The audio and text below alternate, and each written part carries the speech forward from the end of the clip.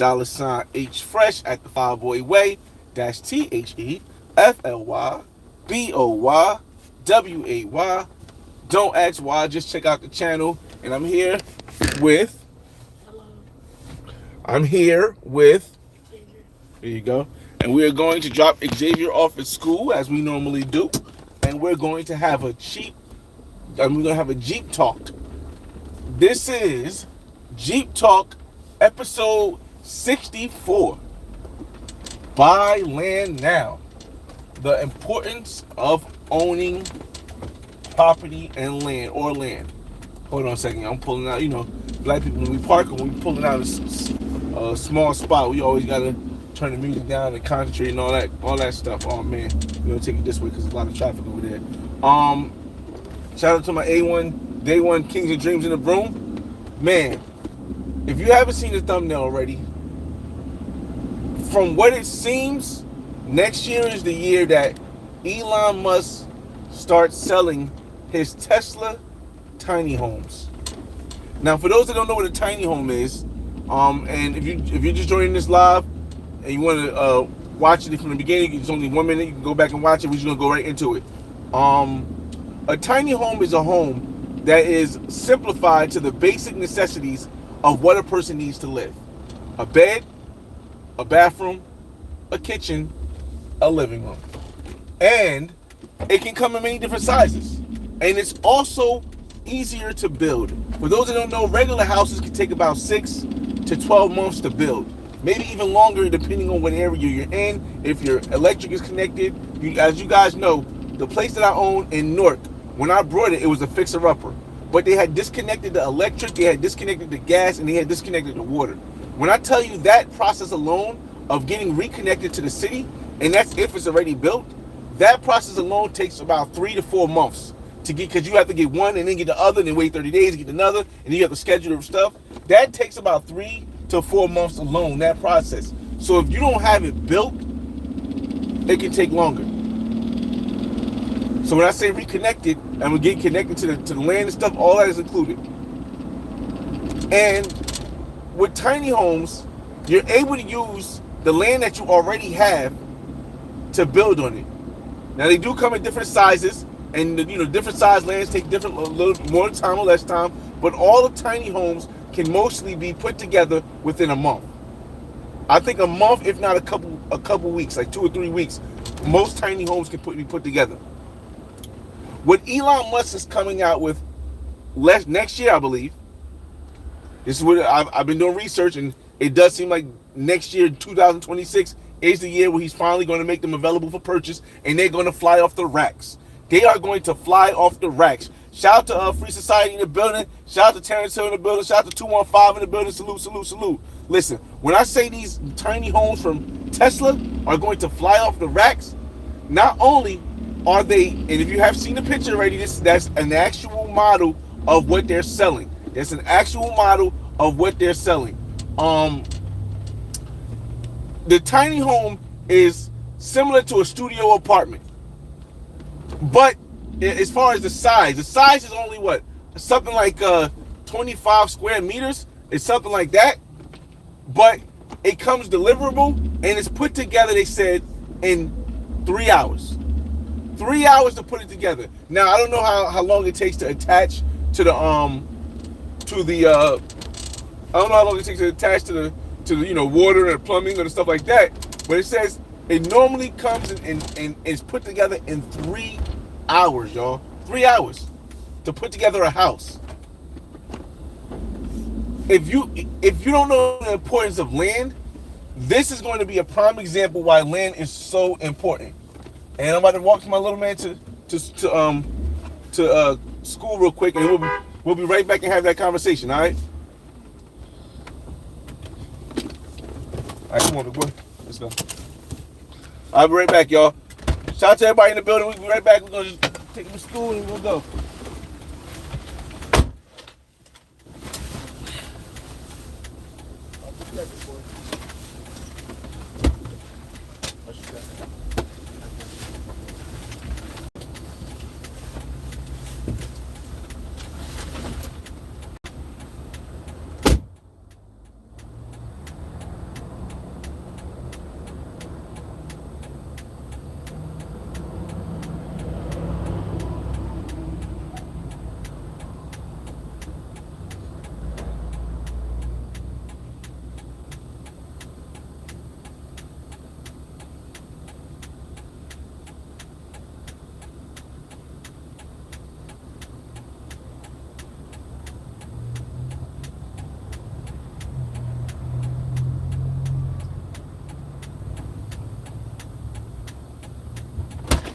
All right, yo, we back again, y'all.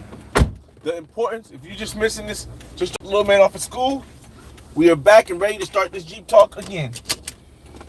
If you're just joining the live, welcome to Jeep Talk episode 64. The importance of, buy land now. The importance of owning land. Okay, so basically, now that we have an idea that the Tesla homes are going to come out next year, where they're not only fully ran by electric from the solar power, right?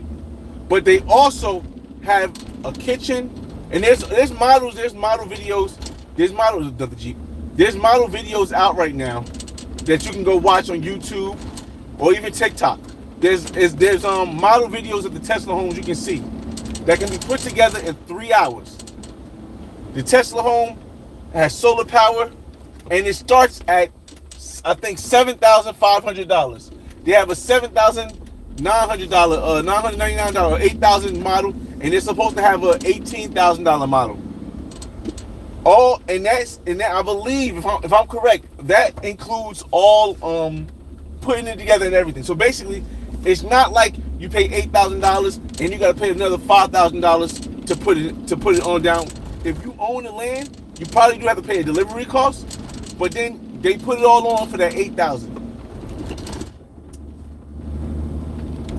Now they say they have some free places for the first 2 years that they can put a house, and for the first 2 years it's free land you can live on. But here's the importance of buying land in good locations. If your Tesla home is in a place where you go through extreme weather circumstances, it could be a bad idea. Now, buying land to me is never a bad idea. Owning land is never a bad idea, in the sense of you'll always, as long as you're close to a city, owning land in the right areas, I say, is never a bad idea. Because as long as you're close to the city and transportation and stuff like that, you can always find some utility of that land.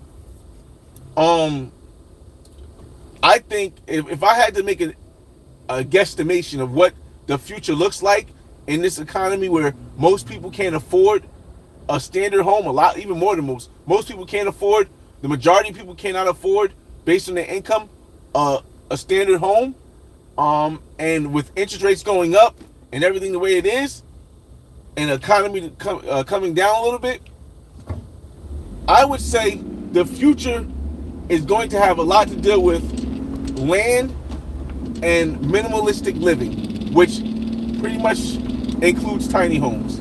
I think that's what the future is going to entail. And if you want to get ahead of that, it is very important that you buy land now. When I say now, I don't mean like at this moment, you have to buy it today, but the process of buying land, the location of where you would want to buy land should be on your mind right at this moment. If not yesterday, it should be on your mind right now. Me personally, I own properties in Newark and West Orange. I had the condo in Miami, which was amazing, except for the HOA fee. If you buy land, I wouldn't suggest getting land in the HOA area, because the HOA area, the Homeowners Association, can control a lot of stuff that can make you possibly lose your land if you don't do the right thing that they want you to do. And I know a lot of people say, well, the HOA does protect you in certain areas when you buy land to make sure everybody keeps their land kept up and stuff. But at the end of the day, I wouldn't want to put my land, whether I can keep land or lose land, in the hands of another group of people who may not either like me or who may just decide that they want to get somebody else to own. So I wouldn't get land in the HOA, but land in a good area. And for me, I think Atlanta. I think Atlanta, to me, was the place I choose. Let me a second, y'all. Was the place I chose to try to start this land journey. And I'm not going to buy land. I'm actually going to buy land with a property on it. But the property size, now that I have the idea of what's going on for a bigger size one, I don't think the importance of the size of the property on the land, I don't believe the size of the property on the land I buy in Atlanta is going to be as important to me anymore. Because if it only takes me $18,000 or $8,000 to go in my backyard and build a tiny home, I can rent, and check this out, y'all. I can rent the house I buy in Atlanta on a large property and live, or go whenever I go to Atlanta, go to the tiny home behind it in the backyard. That's completely run off of solar. The plumbing and stuff is directly to the unit. I think that's going to be the wave of the future, y'all. Now, again, remember, buying land in extreme temperatures that get extremely cold, extremely hot, or that have like hurricanes and earthquakes, that may not be as good because tiny homes can't withstand like the natural things that happen, like earthquakes and stuff like that. I don't know who Jaron Ennis is. I'll check him out. But tiny homes definitely, they can't withstand natural disasters. I said most of them can't withstand natural disasters.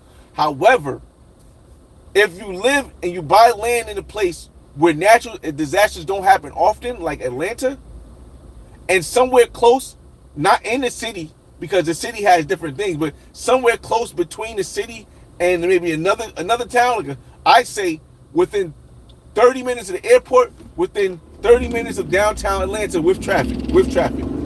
I feel as though that's a great opportunity. For people who want to go and buy land.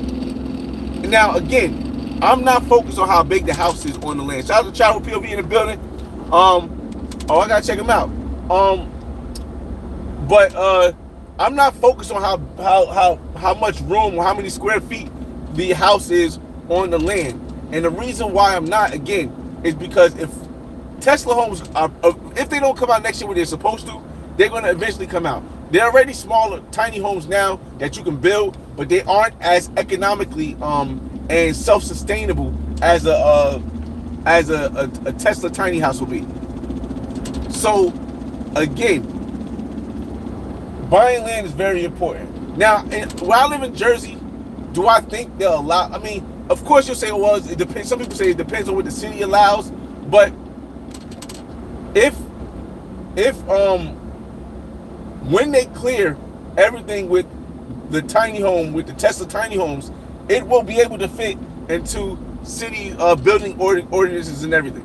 It will be, because it's I believe self-sustainable, meaning electric comes from the what's the name, and the plumbing is just the plumbing. It's man, bro. I really just think, I never really been one to really look at land like that, y'all. I never really been one to look at land like that, but now I'm looking like my mind is, the way it works is when I see something that I think has backing that makes sense. Also, this could be a sign to invest in Tesla. Because I just imagine, my brain gets to thinking, and I'm thinking in the back of my head, what other utilities could this Tesla tiny house be for? Imagine the government who doesn't want to provide services that cost money to house the homeless, or house the people who have less money, or people with poverty. The government could, just a hypothesis, the government could buy an extremely large amount of Tesla homes and use government land to build little kind of like trailer parks with Tesla homes that are self-reliant, and say, hey, we are no longer going to give you guys money to live and subsidize you. We're not going to subsidize you to live in these high expensive areas. If you want us to subsidize you, you have to move to this specific area that we have for you to live with a bunch of Tesla homes. And you don't have to pay anything, but we'll have a shuttle to go to the area where you need to go to, and this is where you have to live. Man, listen, I can just see the application of how the government uses the Tesla tiny home to stop giving money to people who live in very expensive city areas, and they will have no choice, because the government can then say, hey, if you don't want to take this Tesla home, we don't have to give you money because we gave you an option. We gave you an option to live where you somewhere you can live free. We'll transport you back and forth to where you work, and you live for free. But it costs the government far less than what it would cost for us to allow you to live somewhere in New York City, to allow you to live somewhere near Newark, New Jersey, or live somewhere near wherever you live. We can buy this land. And this land, the government has the government has land everywhere, y'all. If you don't know, the government has land everywhere. And it's just so easy to see if somebody who doesn't know politics, like myself, can see how simple it is. If these Tesla tiny homes come out and they work the way they work next year, for the government to say, hey, we're going to build land for everybody who's low income to live on. If you don't want to live on that land, we are not going to give you money because we are not going to support you. Because then it becomes,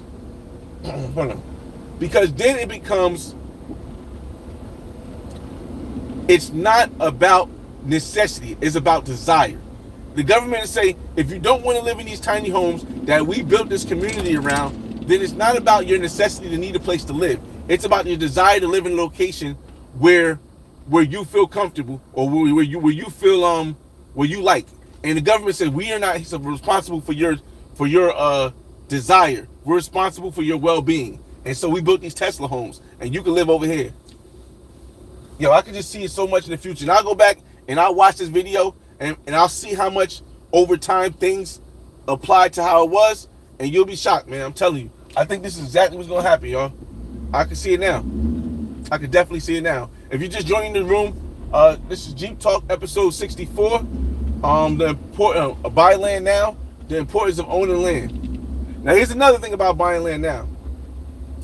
Do you think land is going to get less expensive and you can't create more land? There's no way that you could create more land. So maybe you can get land outside of desirable areas, but until the infrastructure is built in those desirable areas for you to commute back and forth to where you need to go, it's not even going to be worth pushing yourself that far out if you don't have the access. Like I was just looking in Atlanta, and shout out to Q-Metal. I'll check you out 1 second. I was just looking in Atlanta, right?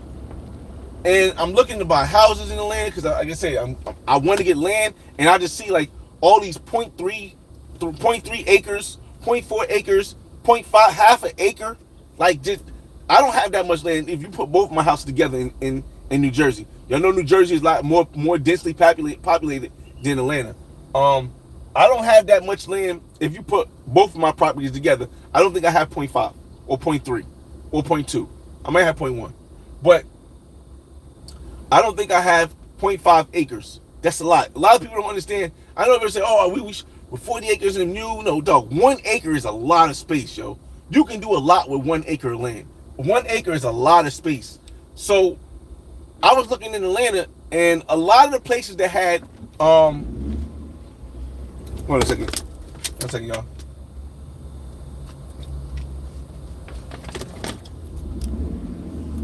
A lot of the places in Atlanta that I was finding with the larger acreage, you know, with more acres that you could buy, that were inexpensive, were in a place where they call a need to drive area. It's car dependent area. They call it a car dependent area because there's no transportation around, there's no stores around, there's there's nothing around. Now, this is the importance of location when it comes to buying property. I would rather live somewhere where the schools aren't as good as the car dependent areas, but transportation is more adequate, it's more walkable, and there are more food stores around. For example, in Atlanta, the area I've been looking at is the area I stayed in the last time I was in Atlanta, which is like between the area between Atlanta and Decatur. Now, Decatur is a city, but Decatur is also a county in Atlanta. So there's an area between Atlanta, downtown, and the city of Decatur. And this area has good and bad areas. It is all neighborhood dependent. But there's this one area that's close to Walmart. and it's not as bad as the rest of it, but you get more land. It's one of the places that is the sweet spot, and I don't know if anybody know if people down there can see it yet. But coming from Jersey,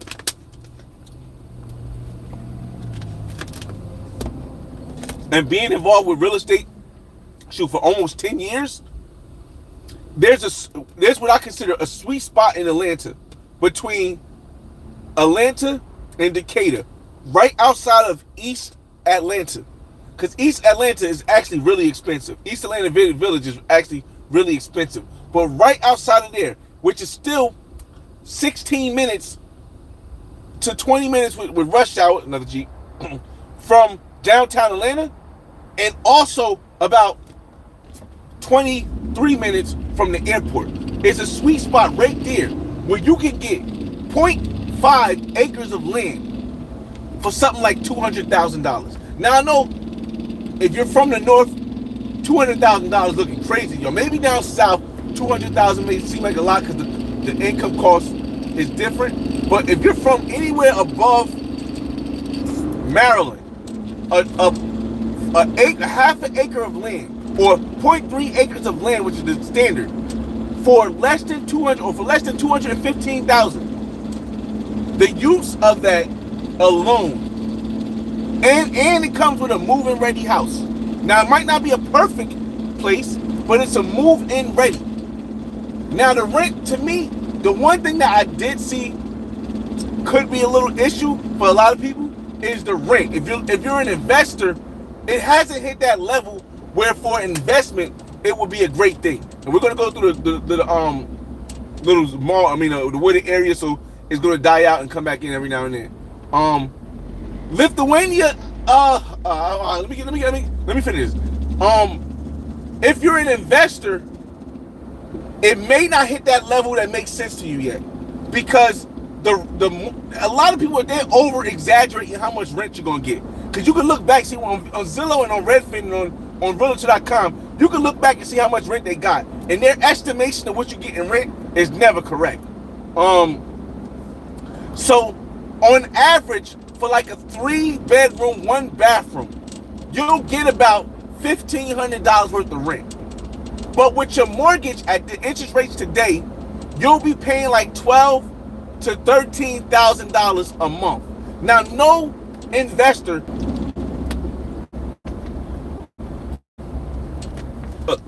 most investors won't take a two.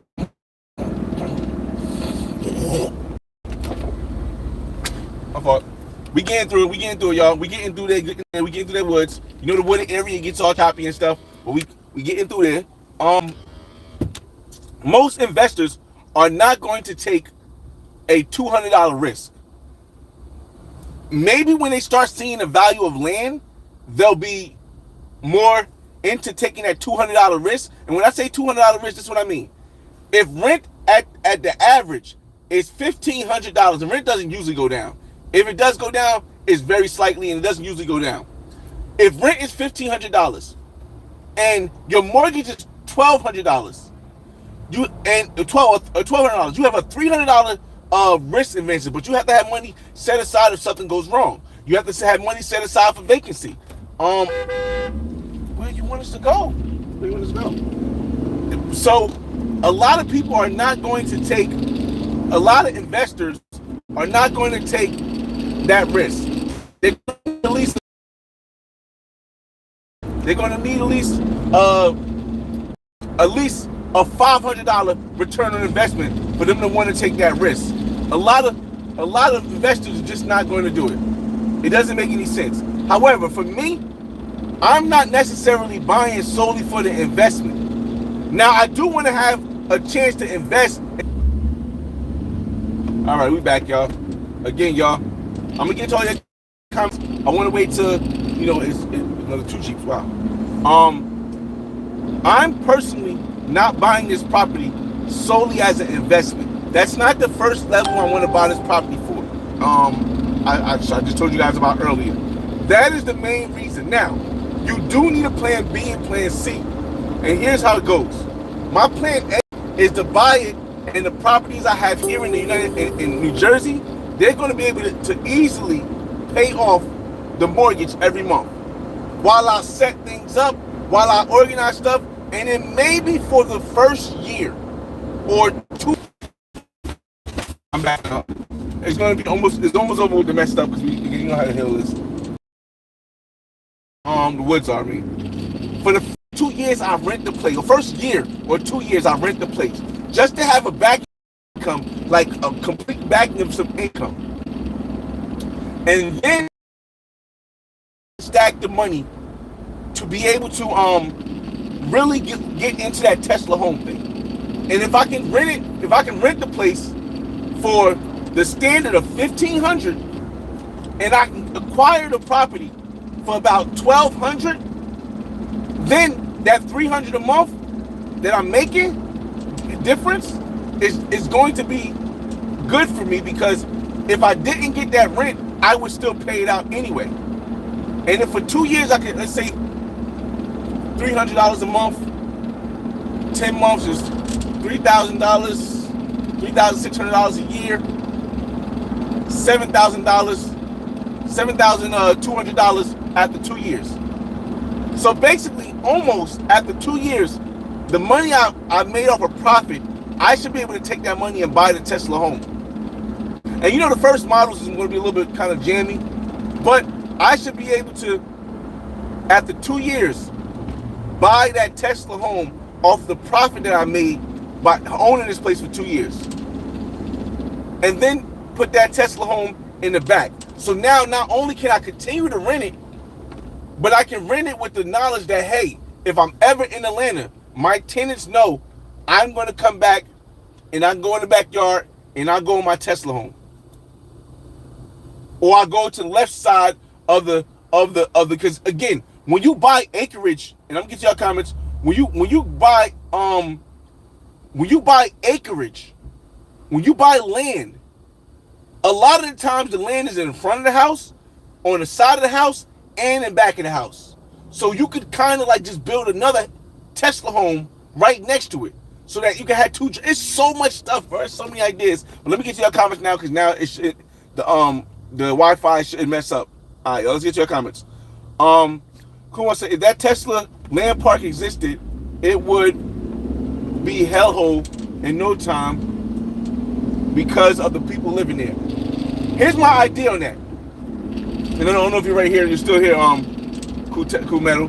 The reason why it wouldn't be like that for all Tesla home parks is simply because each area would make it dependent on what crowd of people you get. That's one. Two, I'm certain that the Tesla parks would have its own private security to monitor and roll around. I'm almost certain of that. And three, the government would own that land. So the government would even be able to monitor it better, because the government could use government officials. So it wouldn't just be private security. The government can, I don't even know why it's messing up here. I don't even know why it's messing up here. It don't normally mess up here. I don't know why that's here. But real quick, y'all know what part y'all got at. Listen, again, the Tesla parks are set up in certain areas. Because it is a government facility, they can have government employees working there. So the Tesla have police that the regular police or sheriffs that go through it, and it's paid by the government. It's paid by the government for them to monitor and protect Tesla parks to make sure they don't get too crazy. And it's a lot different, for those that don't know, it's a lot easier or a lot less difficult to run an individual home than to have a building where people can go in all different buildings. For example, let's say this building has 300 units on 10 different floors. It is going to be a lot more difficult to run a 300 unit and 10 unit floors than for police to monitor single units. Because to monitor single units in an area on land, and I'm certain they're not going to put 300 in one area. They may put 50 in one area, and then 50 in another area, and then 50 in another area. It's just so easy to apply and monitor security when I know, hey, there's a house there, there's a house there. Oh, this person is acting up. They can't run through the hallways. They're gonna run back to the house, and I'm gonna know who they're at. It's so easy to patrol or to monitor a small knit community that's full of little one room houses, and it's so cost efficient. That's where the biggest thing comes in. It's cost efficient. So are there going to be certain Tesla communities where there are going to be people who are messing it up? Yeah, it could be. Will it be for a long time? No, because remember, this is government ran. There's no government that's walking up and down the hallways in the hood. You don't like, even in like when you buy like apartments in like where I live in Newark, like certain urban communities that's with the projects or the hoods, there's no police walking up and down the area. There might be police on the perimeter to make sure they don't get out, but there's no police walking up and down the area. But because these are going to be government-run Tesla sites with Tesla homes, listen, man. Let me see. Fredro, what up, Fredro? 100 eyes, what up, man? How did you start your road to a millionaire? $1 at a time. Honestly, I give you a quick summary. I said this so many times. How I went from zero. No, I ain't gonna zero. How I went from an 18-year-old kid who got a job, for a 14-year-old kid that was working at the fire station a 14-year-old kid that was working at the fire station during the summer as a summer job, to a 16-year-old kid working at Branchwood Park roller skating ring after school and on the weekends, to an 18-year-old kid working at FedEx. In the course between 18 and 41, I put money away. No, between 20 and 30 and 32, I put money away in my 401k. My company matched it. I took that money I had on my 401k, because you could take out half without penalty. You could borrow half without penalty. I borrowed half. I brought my first place. I stayed in my first place. I brought it at a good deal. A year later, I brought my second place. All that stuff I was doing with the second place, I finally became a millionaire at 35, and then I brought my third place in Miami, and then I'm living the millionaire lifestyle. I'm getting more up in the things. Miami, I felt as though because the HOAs it was gonna be bad. I sold the place. I made $50,000. I'll say I made $40,000 because I walked away with $40,000 cash, but I really made like $53,000 off of the sale. It's just that you got to pay the realty fees. So I made $50,000 off of that, and now I'm moving my next step where I paid off all my debt. I'm completely debt free, and now except for my two homes that I own that make money, like both of my homes, they produce income. And now I'm taking the next step with the Atlanta property and the Columbia property. Now again, I told people the only way I'll do the Atlanta property is if I can get the Atlanta property and the Colombian property. I wouldn't do the Atlanta property if I can't get the Columbia property. So that's the reason why right now I'm not going out and getting Atlanta. Because right now I could go out and go get Atlanta. I have an 805. I have over 800 credit score. I have a nice significant amount of money to put as a down deposit through a HELOC I had, and I also have I have homes that pay for it. But the issue is, if I step and I go do that Atlanta property now before tax season, I won't be able to apply for the money I need to get both the Atlanta property as well as the Columbia property. So what I'm doing right now is I'm sitting, I'm paying off. I'm paying off everything I needed to take care of as far as getting everything ready. So I'm not spending money anywhere else. I'll just say that. And when tax season comes next year, I'm going to take the tax hit. I'm not going to write off any of the stuff that I could write off, and that's going to show how much income I make to the bank, and the bank is going to allot me to take more money. And once the bank allots me to take, and I'm going to tell you exactly what I need the bank to allot me to take $125,000. Right now they allotted me to take 40, but I need the bank to allow me to take $125,000, which my loan officer said that it's going to be a piece of cake. I could probably get more. And that $125,000 will allow me to put $40,000 down on my property in Atlanta, and it will allow me to have up to $80,000 in order to get my property in Columbia, because that's the most I'm going to spend for my condo in Columbia. So it allowed me to do both. And for those that don't know, you do need another 20 on the side. I do have it somewhere, but because my 401k counts. But I do have to allot 20 on the side, because whenever you buy a property in the States, you need a down deposit, but you also need to show them that you have reserves for if anything goes wrong. So again, 125, I put $40,000 down on a property that costs probably about $200,000 in Atlanta, that has half an acre of land, and a property on it that's living condition.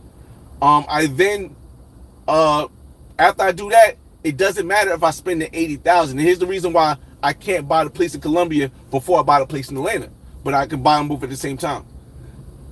If you buy the place in Columbia first, that takes $80,000 out, and now that goes to my credit. And now when I try to go to apply for the house, they're going to say, no, you have an $80,000 loan, we'll give it to you, but it's a higher interest rate. To get the best interest rate, I have to make sure that I have $80,000, because that $80,000 will show them that I have the reserves that they need. Now, once I take that $80,000 out, and I'm already an owner of the land and of the property, it's not going to matter.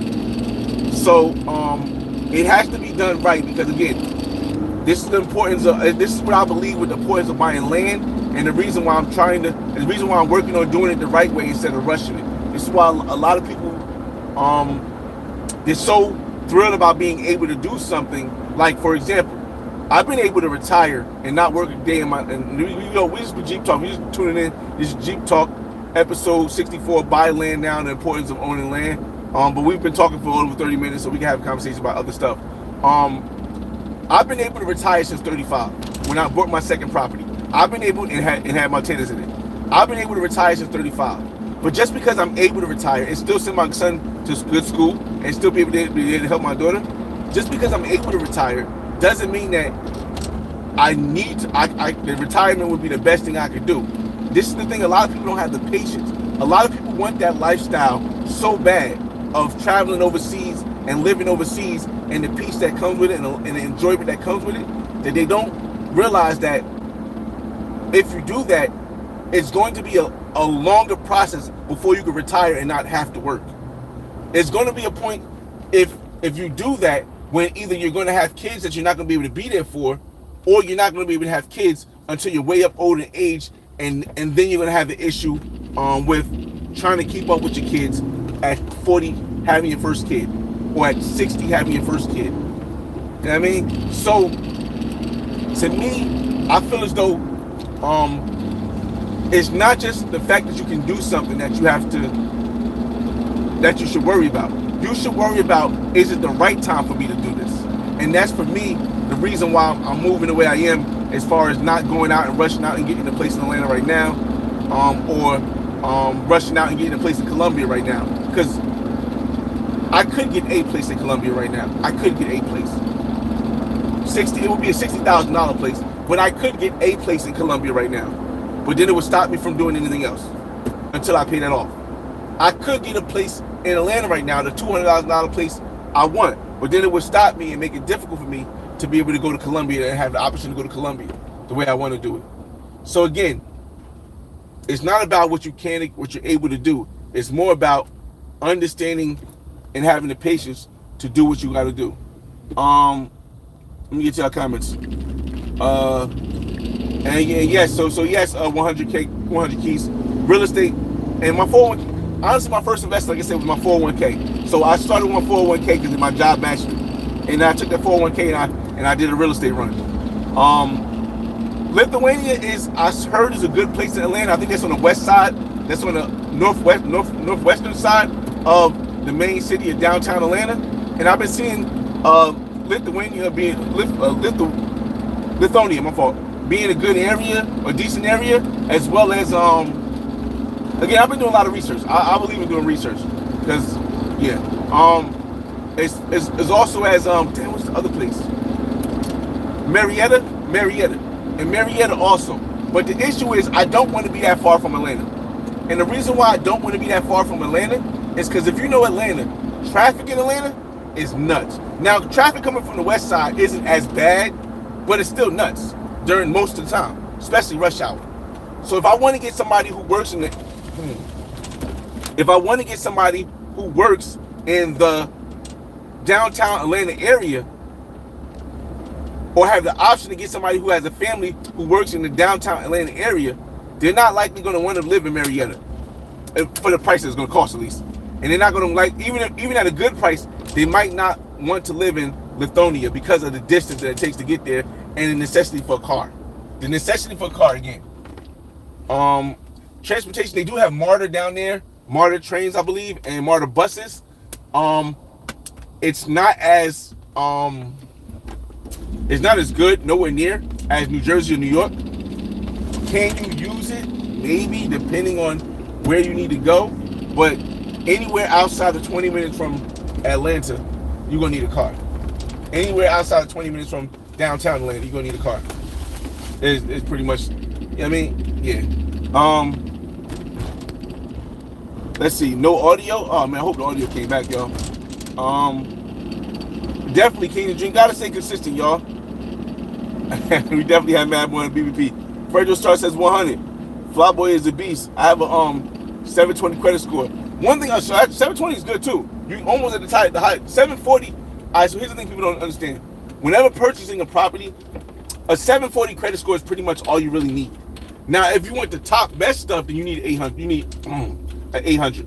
Anything over 800. But honestly, 740 you pretty much, there's no really big difference between 740 and there's really no big difference between 740 credit score or 745 credit score and 800 credit score. There's not a big difference, I don't think, based on getting investments and stuff. Everything else depends on your debt to income ratio. That's what I've learned. Again, I had to learn, not the hard way, but I had to learn firsthand. I couldn't learn from somebody else. I couldn't just listen to somebody else. I had to learn firsthand. When I had my Miami place, my net worth was over. I hit millionaire status when I was 35. When I bought my second place. But let me get another water. Hold up.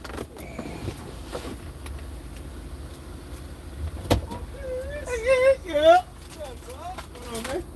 All right. But the thing is, the thing about that is that when you're looking for financing,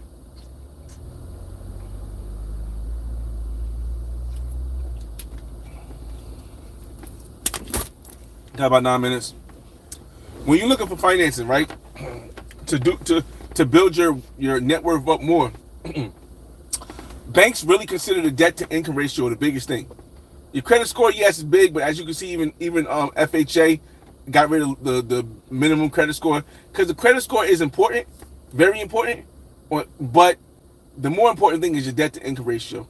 And here's how it works: while you can make a lot of money, if you write a lot of stuff off on your taxes, your debt to income ratio come way down. So while I had my place in Miami Beach on the water, and I had my place making profit in Newark, and I had my place making profit in West Orange, I'm gonna tell you this. I'll give you a good clue. At one point, I was making like $12,000 a month. I'm gonna just tell you this. At one point, I'm not gonna say when I owned a place in Miami, I owned my place in West Orange, and I owned my place in Newark, I was making $12,000 a month. But because of what I was able to write off at the end of the year, I was losing money every year. Now, for my pockets, for my able to go all the places and live the way I want to live, it's a great thing. But when you're trying to get financing and they see that you're losing money every year, I couldn't get nothing. So all of the credit card debt that I had was killing me because I had the money, I had the net worth, and I had the money to pay everything and still have money in my pocket. But I didn't have the money to pay all of it off at once, and they wouldn't let me refinance anything. They wouldn't let me take a HELOC out of anything. Because the HELOC I could have paid off, they wouldn't let me do it. Because my debt to income ratio was too high. Because my credit was still great. My credit has always been good. But they wouldn't let me take it out because my debt to income ratio was too high because I wrote stuff off on my taxes. So I realized that, okay, now if I want to get this place in Columbia, if I want that, you got to pay cash for it. If I want to get this place in Atlanta, what I have to do is I have to make sure that I don't write anything off on my taxes, and I have to keep my credit up. So again, that's what I think is more important than just a credit score is your debt to income ratio, because that will deny they will deny you easily for that. Frederick Cheryl says facts. Jay Brass, what up, man? The closer you are to the city, the less land you will get, and it will be more expensive. Jay Brass, I think that's not just Atlanta. I think that's every location in the United States. The closer you are to the city, the less land you will get. But it's that sweet spot. And I see, well, in Jersey, there's no sweet spot in Jersey because everywhere is expensive. Like, I live in Newark, right? Well, I own a place in Newark, right? I own a place in West Orange. Orange used to be somewhat of a sweet spot. It's no longer a sweet spot. It's super expensive. East Orange used to be somewhat of a sweet spot. It's no longer a sweet spot. It's super expensive. Now, if you go out to... No. Because even in New Jersey, I don't know about New York that well. I know about New Jersey. Even if you go out to where we at right now in Morris County, and you try to get one of these farm-type lands, these are still expensive places because people in Jersey understand the value of land. The majority of people who invest in Jersey understand the value of land. So it may be a small piece of land, even out in the boondocks where you need to have a car, you're still paying $700,000 for this place. In New York, it's like living upstate. But this is a little bit different because upstate, it don't really make, I don't know. If you're from the city, it don't make sense to move upstate if you got to still work in the city, because then it becomes a difficult thing. But let me tell you how bad it got in New Jersey. I can't speak on New York that much. Let me tell you how bad it got in New Jersey. People in New Jersey was moving to Pennsylvania, to PA, to buy land in PA and commute all the way back to Jersey, because that's how far you had to go to get a large amount of land and not have to pay an arm and a leg. You had to go an hour away in another state. You had to go an hour away in another state because New Jersey people understand the value of land. I don't think Atlanta does yet. Because if it did, I wouldn't see none of these prices that I'm seeing right now. And Atlanta's in correction right now. Atlanta market, for those that don't know, the housing market is in correction. I understand why it's in correction, because a lot of people are focusing on the rent, not really what's really the future. They're focusing on how much rent they get. And again, I don't blame them. Because if in New Jersey, if I'm only getting $1,500 rent, if I can only get $1,500 in rent, and it costs me $1,300 for a mortgage, I'm not risking that. But in Atlanta, bruh, man, again, I can even for me not living in Atlanta, I can tell what areas I don't really want to own in. I don't want to own in South Atlanta. Now check this out. You would think the land around the airport that's right close, which is south of Atlanta, north of the airport, you would think that would be the most prime real estate, right? No. The violence is so high there. The crime is so high there. I can look from just watching the crime statistics and looking for the prices of the houses and how many houses being sold that I don't want anything directly south of Atlanta. West side, it's too much. Whenever you see a bunch of properties for sale, that's when you know there's something wrong with this area. I don't have to go there in the daytime and go there at night to know I don't want to buy in South Atlanta. I don't want to buy in West Atlanta. And in East Atlanta, close East Atlanta, I don't want to buy. Now, I don't know how they break this apart, but there's like a part between Atlanta downtown and what they consider East Atlanta Village, which is very, very bad.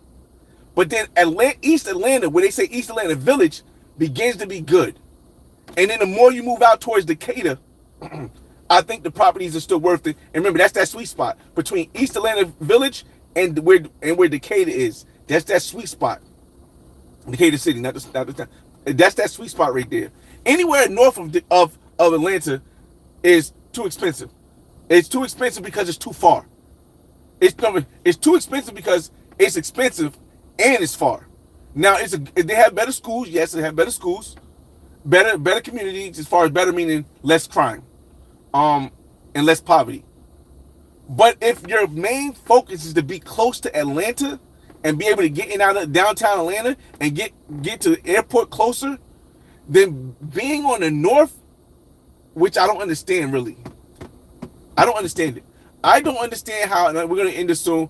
I don't understand how North Atlanta is more expensive than and nicer than by the airport, because you have to go past downtown to go to the airport if you live in the north, which could mean that you have like a 45 to an hour ride to your nearest airport. Any other country I've been to, it's never that way. An hour away from the airport is way cheaper. It's way cheaper, but you know, Atlanta's different. Last but not least, we got 2 minutes. Jay Brad says the tax deductions decrease your net income. Yes, big fact. Lower your income and debt kills your debt to income ratio. Yes. My friend ran into this. She also had to show more taxable income. Yeah.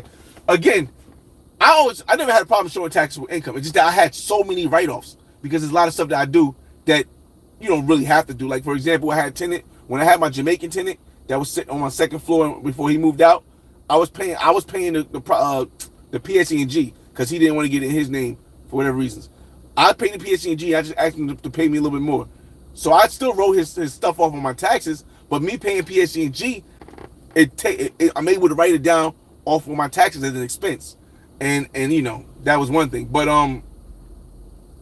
yeah, man, like I'm happy that I learned firsthand, because me learning firsthand means I don't have to like understand when somebody else says it. I don't have to understand what somebody means when somebody else says it and be like, well, I don't understand what it means. They might be telling the truth. No, I experienced this firsthand. Yeah. So yeah. Last but not least, because I gotta get ready to go now. Fabio says, my debt to income ratio appears higher on paper because I have roommates paying rent towards my mortgage that don't report as income. I will still report that as income. Just don't find it necessary to get a rent like I would still report it as income, because that could be that could be a tax liability to not report it as income, because it is income. But I will say it will be harder, it will be more difficult if they pay in cash, because for me, my tenant upstairs paid in cash and I did the right thing. I reported on my income, but he was paying in cash. So when a tenant pays in cash, the banks don't accept that as showing that this tenant is really there and really paying money. I forgot my damn ID. So that it was a double negative. It was a negative because I was counting the cash on my income, and then it was a negative again because they wouldn't accept it on the mortgage app, on the refinance application as income. So yeah, that could be an issue. Now if they're paying you via Zelle, sometimes they accept it.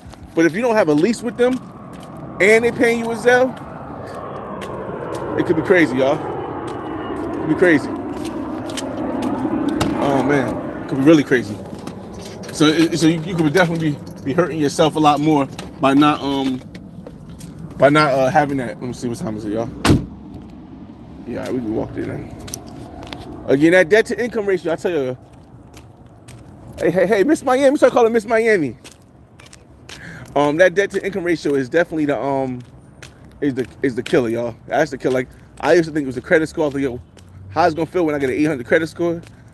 But that debt to income ratio, that'll stop you from getting any financing. That'll stop you from getting the best interest rates on houses and all that stuff. But I appreciate you guys for joining me on this Jeep Talk. We're about to start the day on this cold day. All right. It's your boy FRE $H Fresh at the Flyboy Way. That's THEFLYBOYWAY. Don't ask why, just check out the channel. And I'll see y'all on the next episode. This has been Jeep Talk, episode 64. Buy land now. The importance of ownership.